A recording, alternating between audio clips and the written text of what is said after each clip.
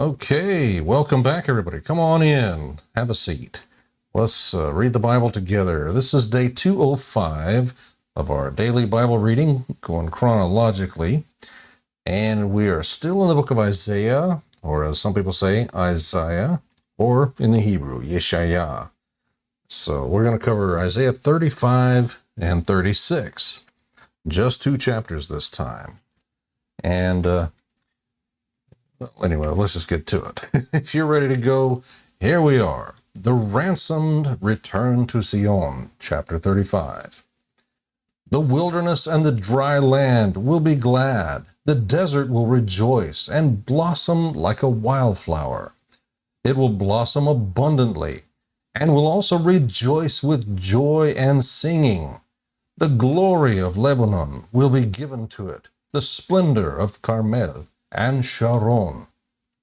They will see the glory of the Lord, the splendor of our God. Strengthen the weak hands, steady the shaking knees. Say to the cowardly, be strong, do not fear. Here is your God. Vengeance is coming. God's retribution is coming. He will save you. Then the eyes of the blind will be opened, and the ears of the deaf unstopped. Then the lame will leap like a deer, and the tongue of the mute will sing for joy. For water will gush in the wilderness, and streams in the desert. The parched ground will become a pool, and the thirsty land springs.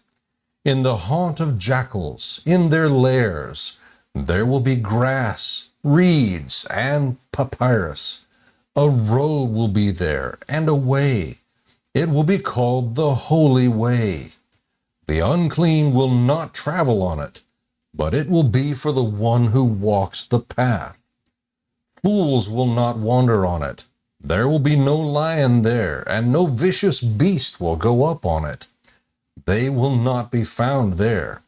But the redeemed will walk on it, and the ransomed of the Lord will return and come to Zion with singing, crowned with unending joy. Joy and gladness will overtake them, and sorrow and sighing will flee. Sennacherib's invasion, chapter 36.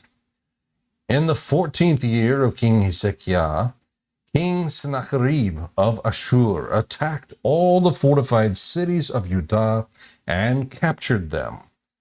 Then the king of Ashur sent his royal spokesman, along with a massive army, from Lachish to King Hezekiah at Jerusalem.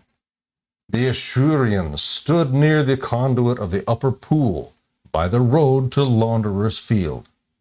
Eliakim, son of Hilkiah, who was in charge of the palace, Shebna, the court secretary, and Joah, son of Asaph, the court historian, came out to him.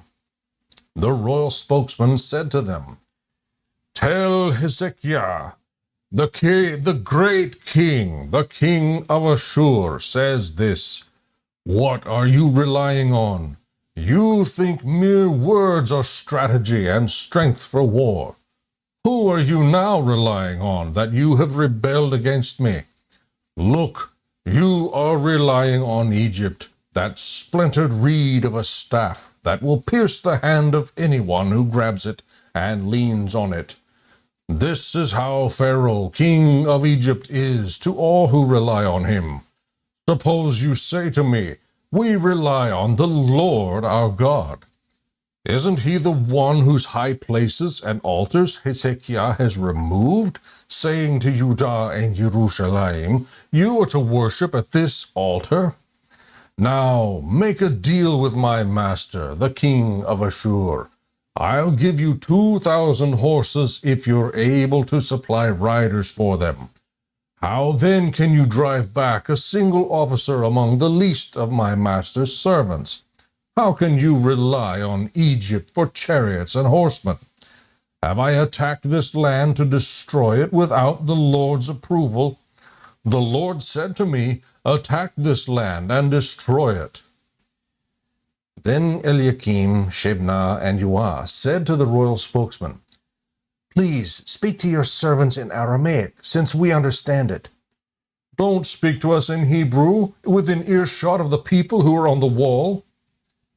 But the royal spokesman replied, "Has my master sent me to speak these words to your master and to you, and not to the men who are sitting on the wall, who are destined with you to eat their own excrement and drink their own urine?" Then the royal spokesman stood and called out loudly in Hebrew, "Listen to the words of the great king, the king of Ashur. This is what the king says. Don't let Hezekiah deceive you, for he cannot rescue you.